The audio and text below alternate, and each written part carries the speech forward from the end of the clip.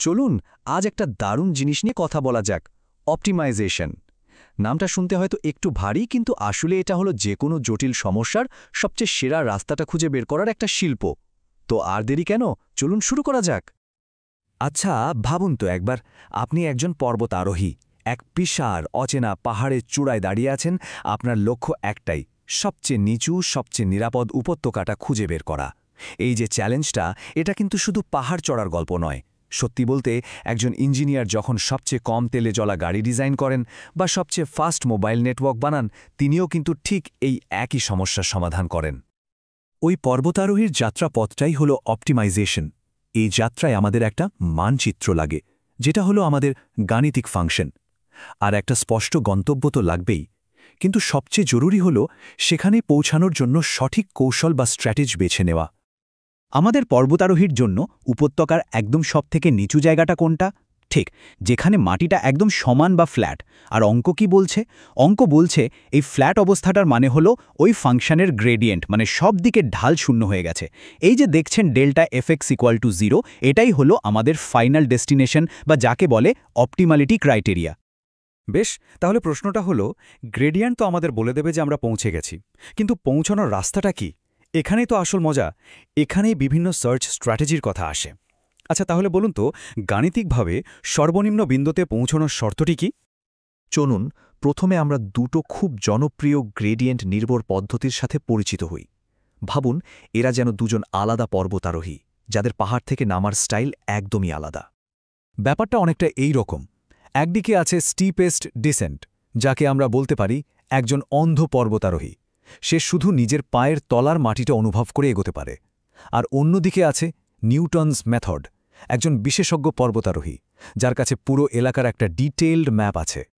স্টিপেস্ট dissent পদ্ধতিতে পর্বতারোহীর চোখে যেন পট্টি বাঁধা। সে কি করে? সে প্রথমে দাঁড়ায়, নিজের পায়ের নিচে ঢালটা অনুভব করে, তারপর যেদিকে সবচেয়ে খাড়া উতরায় সেদিকে খুব সাবধানে একটা ছোট্ট পা ফেলে, তারপর আবার থামে, আবার ঢালটা পরোক্ষ করে। আর এই প্রসেসটা চলতেই থাকে যতক্ষণ না মাটিটা একদম সমতল হচ্ছে। এর মূল ব্যাপারটা মনে রাখার জন্য এই লাইনটা খুব কাজের। গ্রেডিয়েন্টের উল্টো দিকে ছোট ছোট পা ফেলে, কারণ গ্রেডিয়েন্ট সবসময় চড়াইয়ের দিকটা দেখায়, তাই আমরা নামার জন্য ঠিক তার উল্টো দিকে এগোই।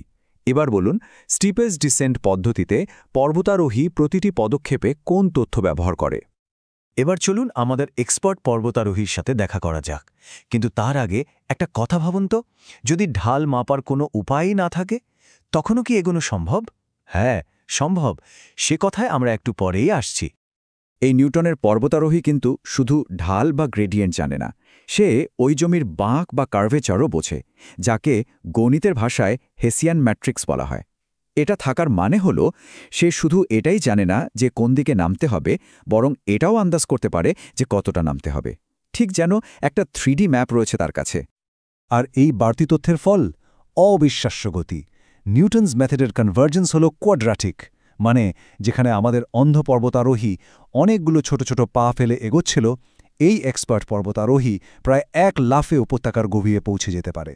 তাহলে নিউটনস মেথডকে দ্রুততর করে তোলে কোন অতিরিক্ত তথ্যটি? আমরা তো গ্রেডিয়েন্ট নির্ভর দুটো প্রধান পদ্ধতি দেখলাম, কিন্তু এমন অনেক পরিস্থিতি আসে যেখানে গ্রেডিয়েন্ট ক্যালকুলেট করা খুব কঠিন বা প্রায় অসম্ভব। তখন কি হবে? সেখানে কাজে আসে ডাইরেক্ট সার্চ মেথড, যেমন সিমপ্লেক্স সার্চ বা হুক জিভস প্যাটার্ন সার্চ। এগুলো অনেকটা পর্বতারোহীর একটা দল পাঠানোর মতো, যারা ঢাল না মেপে শুধু নিজেদের উচ্চতা তুলনা করেই সেরা পথটা খুঁজে বের করে। এতক্ষণ তো আমরা উপত্যকা খোঁজার গল্প শুনলাম। এবার চলুন দেখি এই একই আইডিয়া আজকের ইঞ্জিনিয়ারিংয়ের সবচেয়ে রোমাঞ্চকর ফিল্ড, মানে মেশিন লার্নিংয়ে কিভাবে বিপ্লব ঘটাচ্ছে। একটা মেশিন লার্নিং মডেলকে ট্রেন করানো মানে কি জানেন? এর আসল মানে হল মডেলের প্যারামিটারগুলোকে এমনভাবে টিউন করা যাতে তার ভুলের পরিমাণ সবচেয়ে কম হয়।